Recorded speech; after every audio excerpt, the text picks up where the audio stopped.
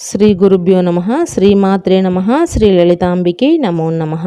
ఈరోజు 21వ శ్లోకానికి అర్థమేంటో చూద్దామండి. ముందుగా శ్లోకం: సర్వరుణానవద్యాంగి సర్వాభరణభూషిత శివకామేశ్వరాంకస్త శివ స్వాధీన వల్లభ.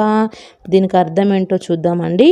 సర్వరుణ నవద్యాంగి సర్వాభరణ భూషిత అంటే అంతటా ఎరుపు రంగులో ప్రకాశించినది, వంక పెట్టుటకు వీలు లేని అవయవములు కలిగినది, అన్ని రకాల ఆభరణముల చేత అలంకరింపబడినది అమ్మ అని అర్థమండి.